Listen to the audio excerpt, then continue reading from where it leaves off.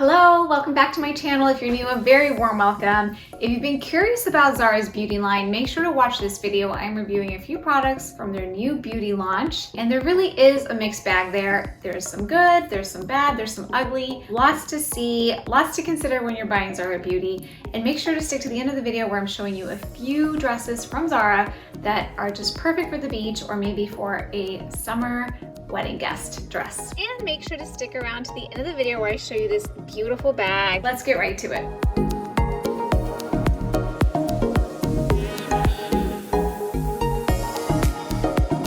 So here's my beauty bag. It says, very poetically, there is no beauty, only beauties. Indeed. I'll start with some of the winners that I really liked from my little beauty haul, and those are the lipsticks. So they have several lipsticks. They have glosses, they have the matte finish, they have the satin finish, a couple more I'm forgetting off the top of my head. The ones that I got were the matte finish and the satin cult. This is the one that I'm wearing right now. It's the satin, I think it's called Cult Satin. This is in Buttercup, and it's a beautiful mauve-y brown tone that is pretty flattering, I think, on most skin tones. They have a ton of colors in every single category. So I just chose this one because I really love it when I have like a heavy eye makeup on. I like more of like a neutral color on my lips, and this was a good color. In terms of the packaging, I really like that it's got a refillable lipstick that you can put in there. So like you only have to buy this little guy, which is pretty earth conscious. I mean, I think that this in itself is pretty much a monstrosity. It's quite heavy, kind of reminds me of, it's like a little Star Warsy, futuristic. It's magnetic. It is pretty, it's very chic, and I like that you can, like, it doesn't even have to be the same kind of category of lipstick. Like, you can just buy a different lipstick,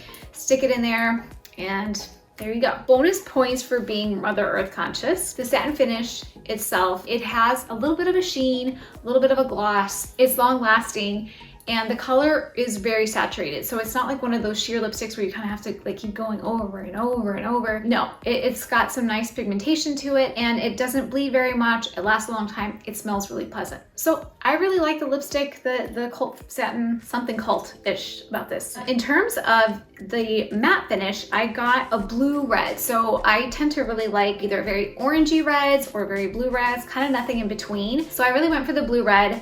If you've ever had the Chanel lipstick Pirate, it's that kind of same shade. It reminds me an awful lot of Pirate. Also, if you ever had Hermes lipstick, that blue red that they have, that's also a matte finish. It feels luxurious. I wore it yesterday and I put it on at about like maybe 3:30. It was like 8 p.m. at night. I still had it on. It was pretty flawless. It was actually pretty impressive because I went to the beach, I had something to drink, I ate, and it was still kind of going strong. I really liked it.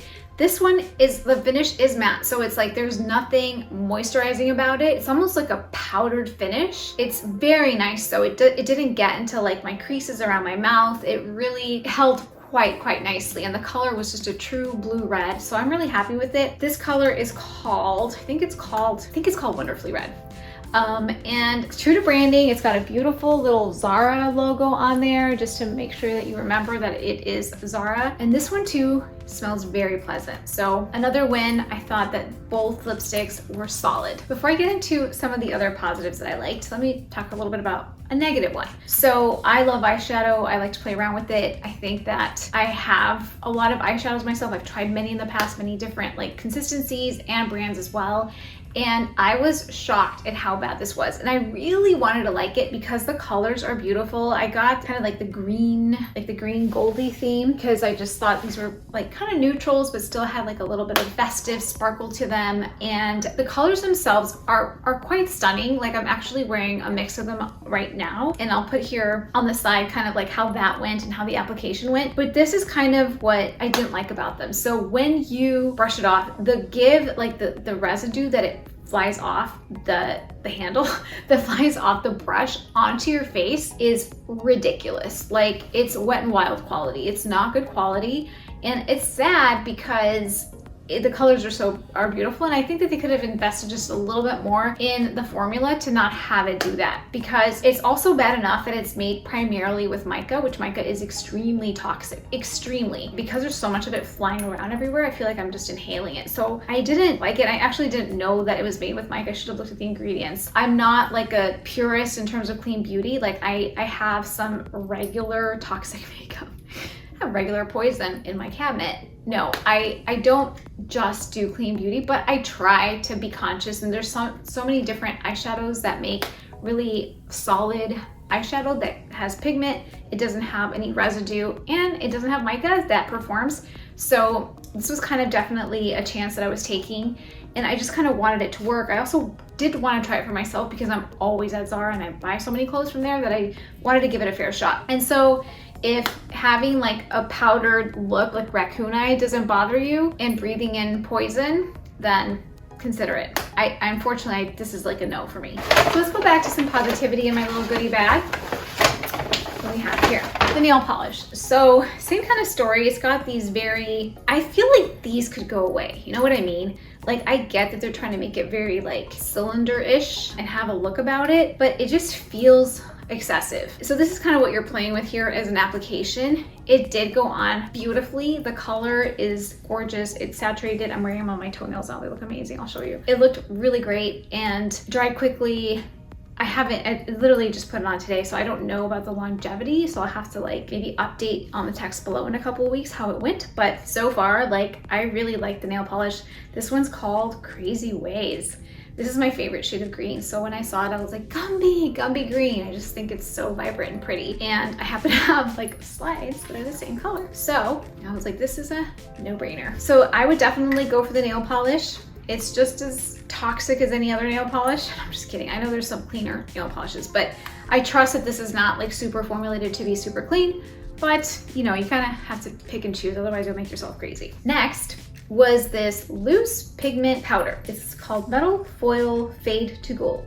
Loose pigment. So same kind of branding here. Every time I pick one up, I have no idea if I'm picking up the lipstick or the nail polish. They all have the same kind of feeling in your hand. And this was a total risk. Like I knew that I've worked with loose pigments before from Chanel and Dior and NARS, and like I kind of know that they're gonna be everywhere and you have to control them. But I wanted to see it for myself because I've been playing around a lot with bronzers and with like different shimmers around like the corners of my eyes and stuff. So I was like, you know what, let's just give it a whirl. It literally felt like a whirl with like berry with sprinkles. And the minute you open it up, it just like whoosh, like it is everywhere. This color is gorgeous. Like I put it on underneath this eye only actually, which is probably why it looks slightly different. I was playing around with some of the overlays that I wanted to show you here on the side. The color is really, really, really nice. However, it is 100% pure mica. And this is, I didn't feel this with the other eyeshadow, but I did feel this with this one. When I was inhaling it, like I felt it burn my lungs. I'm not kidding. Like it did burn my lungs. I feel like they shouldn't make this. It's really pretty. Like it goes on, it glimmered. It looked like, before I put more stuff on there, I really liked the look of it. It looked fresh and it looked vibrant. It looked like, you know, runway makeup. But I was like sprinkling it around, you know, trying to get the residue off, literally kind of making up a little cloud of orange smoke like this. So I don't know if you can see this. Look at this. Boop. See that? So when you breathe that in, I felt me breathing it in, and I'm like, I don't know if it's worth it, you know? My sink is a disaster. I think I'm gonna have to clean my carpet here too. This really, really stains. Even as I wash it out, I could see like I don't know. This is a no for me. I didn't read the ingredients before I purchased. It was one of those things where I did want to get my hands on it. I wanted to review it for you and review it for myself as well and see if like there was a new makeup find, because I love finding new makeup finds, but this was a no. I'm glad I stopped myself. I did have the bronzer and blush trio in my bag as well, but I wanted to see how the eyeshadow was because I suspect that the bronzer like blush trio is going to be the same deal. It's going to be the lots of residue, little powder everywhere, mica, you know, all that stuff. So I'm glad that I didn't buy that because I would have just thrown it away, especially because I have so many other great bronzers that perform so well and that are made with quality. So there's your little review here with the makeup. I think that if you're looking for fun new nail polish, fun new lipsticks, go for it. But yeah, would stay away from the powders that are literally just poison. Sorry, Zara. So as promised, let's get to the fun dresses. All right, the first one I wanted to show you is this gorgeous little, very bohemian beach dress. It's got literally no buttons here, so you have to plan to wear something underneath it because it doesn't come with a slip or anything. But this is just a great like pool or beach dress where you want to be showing some leg anyway, or you can of course wear it just like with a nude or a white or even like a pop of pink little slip or cami dress underneath. It's really flowy and pretty, and it is an extra small at $69.90. It kind of reminds me of like a Free People dress, right? But just for a fraction of the price. So that's good. When I saw this dress, I thought I was on the wrong website because I thought it was a Tove. So Tove is a Black-owned business that has a lot of these really beautiful knit and very flowy, maxi, like gorgeous dresses. They are significantly more. I think they run at about like $400 to $700 each. And I've had Tove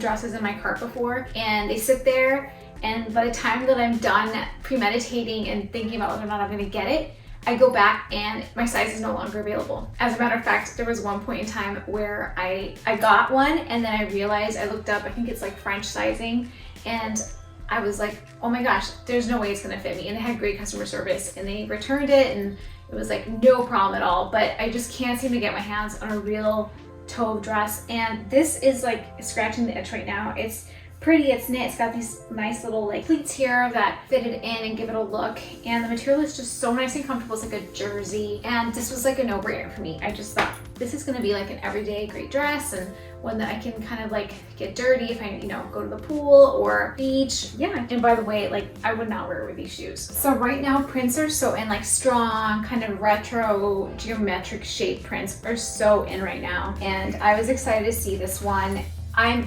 just a little bit disappointed, just a tiny bit on the fabric. Like it's a little bit too polyester, like shirt dress. Like, you know, like if you bought a lot of Zara, you know what I'm talking about. It's like, this is like their button down kind of quality where it's like not really expensive. It's not like the expensive material. It's $69.90, so I think it's like should be a little bit nicer than it is, and I'm still torn about what to do with it because I love that it's a button down because I love controlling the sexiness factor, and I also like love the level of the sleeves because it's like a bracelet sleeve. It's a little bit more than a bracelet sleeve, and it's got a belt. There's so much to love, but it's like, I don't know, it's gonna wrinkle, and so I have some like kind of soul searching to do. I think I might search around for other similar dresses that have this pattern to them, but that have like slightly higher quality. This is one of my favorite Zara dresses right now. It's so versatile. It's got just like the perfect slit. It really does. It's got like just a little bit of leg, not too high. It fits beautifully. Like it goes in just at the right amount. Like it hugs my waist. It lets my butt and hips be. It's got adjustable straps, which is huge because everybody has like such a different torso size and you know, boobs and stuff. So like I love that about it, and it wasn't very expensive at all, and I could see myself wearing it like with a t-shirt over looking totally different, or a sweater, a knit, a cardi, or just by itself, maybe a white t-shirt underneath. So many different options for this one little cute little slip dress. And last but not least is this gorgeous eyelet button down beach dress. It could be not a beach dress, like if you have like a white filmy kind of slip that you can use underneath, or even a nude one. It's got like these little splits on the side. The sleeves are long, but you can roll them up. It's got that collared shirt button down. There's so much to love. It does run big, so do not size up. Make sure you size down because this is an extra small, and I feel it's just a little bit oversized, which is the look. I think I like it, but don't get something bigger because you'll swim in it. So here's this bag that I was telling you about, and it's an honest to goodness quilt. It's super buttery and very spacious inside. It's got a little pocket. It doesn't have a zipper to it. It also doesn't have an extra little cord to it. So if you get a different color like a white or a black, you'll definitely be able to add your own cord to it, but I don't think you could probably match this yellow.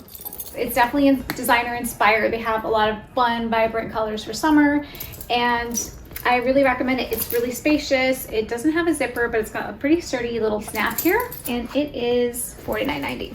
So there you have it. It doesn't have like an additional strap. So this is a strap that you would wear unless you add one for yourself, which might be hard to do because this color would be hard to match unless it's black. So make sure to check out my Zara haul from just a couple weeks ago. I have a couple of them that I did kind of all at once. A lot of the items are still stocked and they are summer heavy. So make sure to watch that and make sure to check out my styling videos where I show you kind of piece it all together. Thank you so much for being here. I hope that you had fun with me, and if you did, make sure to hit the like button, and I hope to see you real soon.